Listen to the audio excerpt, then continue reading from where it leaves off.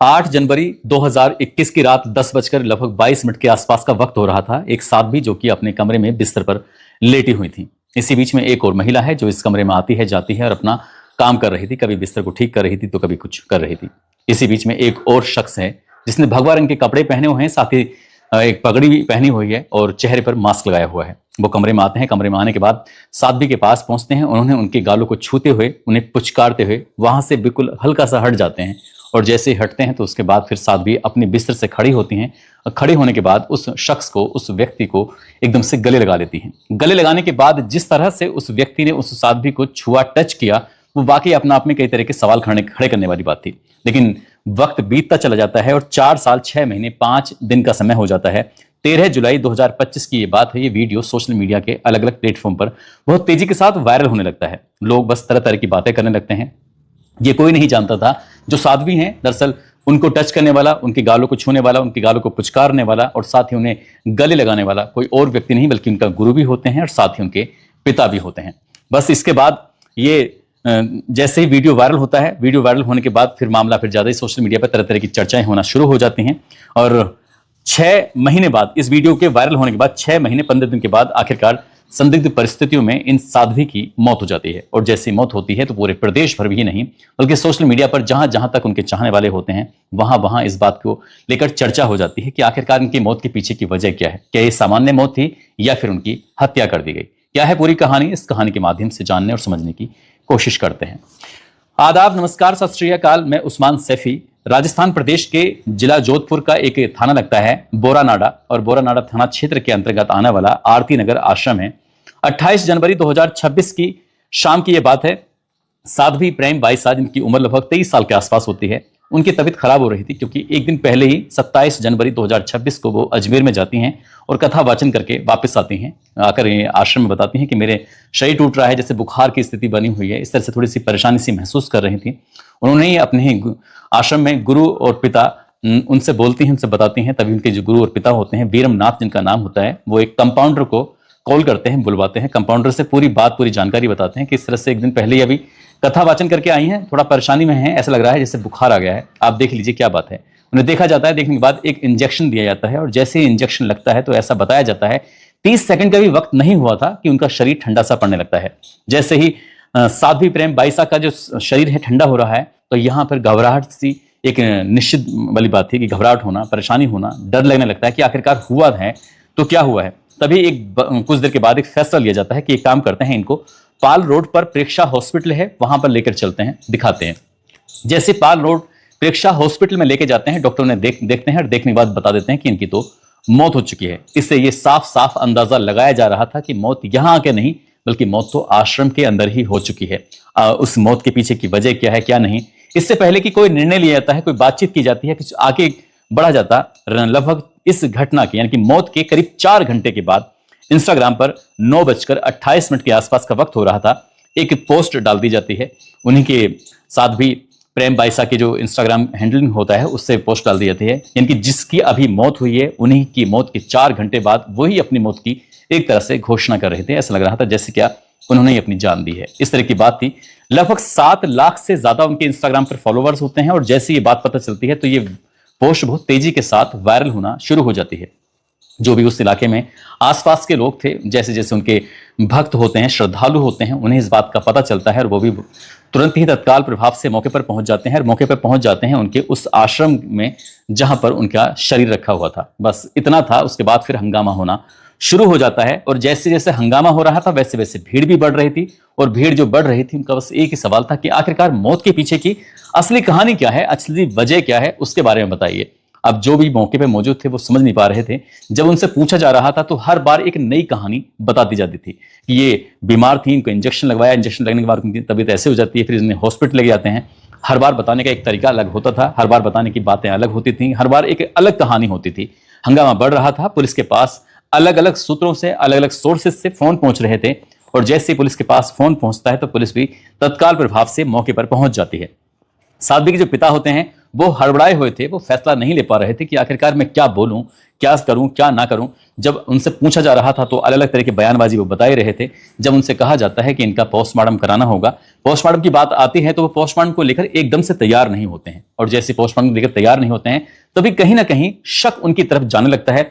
लोगों को लगता है कि कहीं ना कहीं इनके ही गुरु जो पिता हैं वीरमनाथ, कुछ ना कुछ इनकी तरफ से ही कुछ गड़बड़ हुई है। इसके बाद फिर पुलिस ने उन्हें समझाया, और जैसे पुलिस समझाती है तो आखिरकार संत वीरमनाथ जो होते हैं वो भी तैयार हो जाते हैं अपनी ही बेटी यानी कि साध्वी प्रेम बाईसा का पोस्टमार्टम कराने के लिए। अब जब पोस्टमार्टम होता है तो पोस्टमार्टम की प्रक्रिया कई घंटे तक चलती है, वीडियोग्राफी के माध्यम से पोस्टमार्टम होता है और इंतजार किया जा रहा था। और इसी बीच में कई तरह की बातें थी जो सोशल मीडिया पर चलने लगती हैं, और वो चलने लगती हैं कि जो 8 जनवरी 2021 को जो सीसीटीवी फुटेज थी वो जो सोशल मीडिया पर वायरल हो जाती है, 2021 की फुटेज थी, और 13 जुलाई 2025 को वायरल होती है, जिसमें साध्वी लेटी हुई हैं अपने बिस्तर पर। इसी बीच में उनके जो पिता हैं जिन्होंने पगड़ी पहनी हुई है भगवा रंग की, उन्होंने भगवा रंग के कपड़े पहने हुए हैं, भगवा रंग का उनका मास्क भी होता है। वो मौके पर आते हैं, आने के बाद पहले अपनी बेटी को पुचकारते हैं, पुचकारने के बाद वहां से हट जाते हैं। इसी बीच में साध्वी खड़ी होती हैं अचानक से और जाकर अपने पिता के एकदम से गले लग जाती हैं। लेकिन जो अंत का आखिर का जो दृश्य होता है वो अपने आप में कई तरह के सवाल खड़े कर रहा था। जिस तरह से उन्होंने उनको पकड़ा था तो शुरुआत में कोई इस बात का अंदाजा लगा ही नहीं पाएगा कि वो एक पिता हैं और उनके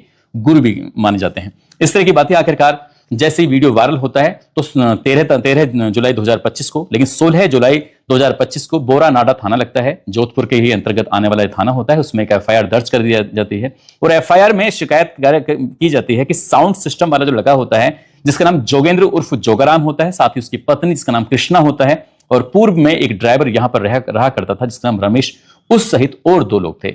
इनके खिलाफ एफआईआर दर्ज कर ली जाती है, पुलिस ने गिरफ्तार करती है। गिरफ्तार करने के बाद पुलिस मामले में कार्रवाई करती है और आरोप यह भी लगाया जाता है कि इन्होंने धमकी दी थी। लगभग 4.5 साल तक इस वीडियो को काट छांट कर अपने तैयार करके अपने पास इसलिए रखा हुआ था कि लगातार वो ब्लैकमेल कर रहे थे और 20 लाख रुपए की डिमांड कर रहे थे। जब हमने उनकी 20 लाख रुपए की डिमांड पूरी नहीं की तो उसके बाद उन्होंने उस वीडियो को सोशल मीडिया पर वायरल कर दिया, पिता और पुत्री के रिश्ते को बदनाम कर दिया, पुत्री और एक तरह से गुरु के भी रिश्ते को उन्होंने बदनाम किया है। साथ ही वो जो लड़की, वो सामान्य लड़की नहीं थी बल्कि कथावाचक होती हैं और भजन सुनाया करती थी। उनके हजारों नहीं बल्कि लाखों की संख्या में उनके श्रद्धालु होते हैं। जब उनसे पूछताछ की गई थी, जिन्होंने इस वीडियो को वायरल किया था, उन्होंने ये भी बताया था जांच पड़ताल में कि साहब मैं उनसे रंजिश रखता था और रंजिश की वजह ही थी कि उनके कार्यक्रम रद्द हो जाएं, उनकी इमेज खराब हो जाए, इस तरह का उन्होंने काम किया था। लेकिन जिस तरह का वो वीडियो होता है, प्रथम दृष्टया कोई भी शक की कोई गुंजाइश रहेगी नहीं, कुछ भी सोच सकता है, कुछ भी अनाप शनाप तरह की अंदाजे लगा सकता है। लेकिन जब 4.5 साल के बाद वीडियो वायरल हुआ तो उस पर भी सवाल खड़े होना लाजमी था। आखिरकार जब साध्वी ने खुद सामने आती हैं, सामने आने के बाद इंस्टाग्राम के माध्यम से, अलग अलग प्लेटफॉर्म के माध्यम से लोगों को ये समझाने की, बताने की कोशिश कर रही थी कि जिस दिन की ये बात है उस दिन वो बहुत ज्यादा अवसाद में थी, यानी कि वो टेंशन में थी, परेशानी में थी और वो आराम से लेटी हुई थी। इसी बीच में उनके पिता आते हैं, उनके पास आने के बाद उन्हें पुचकारते हैं, इस तरह से करते हैं, लेकिन उनकी बात को, उनकी जो वीडियो था उसको तोड़ मरोड़ के जिस तरह से पेश किया गया था उससे उनकी छवि बहुत ज्यादा खराब हुई है। हालांकि इस बीच में कई तरह के सवाल भी खड़े होने लगते हैं, कई और संतों ने भी इस बात पर विरोध किया था, सोशल मीडिया पर अलग तरह की बातें होने लगती हैं, तमाम तरह के लोग थे, तमाम तरह की बातें कर रहे थे। इससे कहीं ना कहीं पिता और पुत्र की जो इमेज थी उसको तो साख पर बट्टा लगा ही था। लेकिन इसी बीच में अचानक से 28 जनवरी 2026 की शाम को उनकी मौत की जो खबर लोगों तक पहुंचती है, तब फिर उसके बाद फिर हंगामा तो होना लाजमी ही था। उस घटना से इस घटना को भी जोड़कर देखा जाने लगता है और बात इसलिए भी खराब होती है जब पिता से कहा जाता है कि आप पोस्टमार्टम करा लीजिए, वो तैयार नहीं होते हैं। साथ ही ये भी बताया जाता है कि जो आश्रम के अंदर सीसीटीवी कैमरे लगे हुए थे, उन सीसीटीवी कैमरों के साथ भी छेड़छाड़ की गई थी ताकि वहां से सबूत नष्ट किए जा सकें। और मृत्यु के 4 घंटे बाद कोई व्यक्ति अपनी ही मौत की बात पे कैसे ये पोस्ट कर सकता है। जब इसके बारे में पत्रकारों ने पूछना शुरू किया तो उन्होंने कहा कि ये जो मीडिया, सोशल मीडिया हैंडलिंग करने वाले जो लड़के हैं, जो चलाता है, उन्होंने इस वीडियो को, इसी पोस्ट को उन्होंने किया था और इसके बारे में उन्होंने साफ सफाई भी दी। साथ ही जब न्याय की बात आ रही थी तो वो सीधे सीधे न्याय की मांग नहीं कर रहे थे, और लेकिन उस वीडियो, उस पोस्ट के माध्यम से न्याय की जरूर मांग कर रहे थे कि जीते जी तो न्याय मिला नहीं, लेकिन शायद मरने के बाद न्याय मिल जाए। जब 4-5 घंटे हंगामा होता है, बात चल रही थी, तो हर कोई इस बारे में और भी जानने की कोशिश में जुट जाता है कि आखिरकार क्या मामला है। दरअसल जिला बालोतरा होता है, बालोतरा का गांव होता है परे गांव के रहने वाले होते हैं वीरमनाथ, जो कि ट्रक के ड्राइवर होते हैं। उनकी पत्नी, वो हमेशा भगवान की भक्ति में लीन रहती थी। उनकी 4 साल की बेटी भी होती है। उस वक्त उनका पास एक बेटी के अलावा और कोई बच्चे नहीं होते हैं। ऐसा बताया जाता है कि एक बार उन्होंने ऐसा हठ धर्मी कर ली थी, उन्होंने जिद कर ली थी कि मुझे चौमासा का व्रत रखना है। चौमासा का व्रत का मतलब लगभग 4 महीने तक बिना कुछ खाए पिए वो रहना चाहती थी। और जैसे ही ये ट्रक ड्राइवर इनकी बीरमनाथ अपने घर पहुंचते हैं, उन्होंने अपनी पत्नी की इस हठ धर्मिता को देखा तो उन्होंने सिर्फ एक ही बात कही थी कि अगर तुम्हें ये व्रत रखना था तो आप मुझसे बता देती, मैं भी तुम्हारे साथ ही इस व्रत को रख लेता। आखिरकार 1 महीना कैसे गुजर जाता है पता ही नहीं चलता, लेकिन जो उनकी पत्नी होती है वो कुछ भी नहीं खाती हैं। जब खाना पीना जब सब छोड़ देती हैं तो तबीयत बिगड़ने लगती है। घर वाले परिवार वाले जब सबके सब लोग समझाने की कोशिश करते हैं, तब वीरमनाथ अपनी पत्नी को लेकर, अपनी जो 4 साल की बेटी होती है उसको लेकर यहां से निकल जाते हैं और सीधा पहुंच जाते हैं जोधपुर के आश्रम के अंदर, वहीं अपना ठिकाना बना लेते हैं। लेकिन कुछ समय के बाद ये खबर मिलती है कि जो वीरमनाथ की पत्नी होती हैं वो चल बसी हैं, यानी कि उनकी मौत हो गई है, उनकी मृत्यु हो गई है। अब जो बेटी है वो भी छोटी है, बेटी की साथ साथ पढ़ाई भी चल रही है और पढ़ाई के साथ साथ जो वहां पर संत राजा राम जी होते हैं, संत कृपा राम जी होते हैं, उनसे उन्होंने कथा वाचन, भजन गायन और अध्यात्म की शिक्षा भी ग्रहण की थी। और जब 12 साल की उम्र में वो आती हैं तो पहली बार उन्होंने कथा वाचन किया था। तो लोगों में इस बात को लेकर चर्चा का विषय बन जाता है कि इतनी कम उम्र में इतनी जानकारी कैसे हो सकती है। वो अपनी पढ़ाई भी जारी रखती हैं। ऐसा बताया भी जाता है कि बीए और एमए की उन्होंने पढ़ाई की थी। फिलहाल उनकी मौत को लेकर तमाम तरह के सवाल खड़े हुए हैं। सभी लोग ये जानना चाहते हैं कि उनकी मौत की असली वजह क्या है। पुलिस से जब मीडिया कर्मियों ने बातचीत करने की कोशिश की तो उन्होंने मीडिया के सामने साफ साफ आकर एक ही बात कही कि अभी पोस्टमार्टम की रिपोर्ट आएगी, बिस्रा रिपोर्ट को सुरक्षित रख लिया गया है और जो पोस्टमार्टम की रिपोर्ट होगी उसके आधार पर ही कहा जा सकता है कि आखिरकार उनकी मौत के पीछे की कहानी क्या है। एफएसएल टीम हो या अन्य टीम हो, इस मामले की जांच पड़ताल कर रहे हैं। अब हजारों नहीं बल्कि लाखों की संख्या में लोग साध्वी प्रेम बाईसा की मौत का असली कारण जानना चाहते हैं कि क्या वाकई उनकी मौत हुई है या फिर उनकी हत्या की है। दोस्तों, इस पूरे घटनाक्रम को सुनाने का उद्देश्य किसी को परेशान करना नहीं है, किसी का दिल दुखाना नहीं है, बल्कि आपको जागरूक करना है, आपको सचेत करना है। और जाते जाते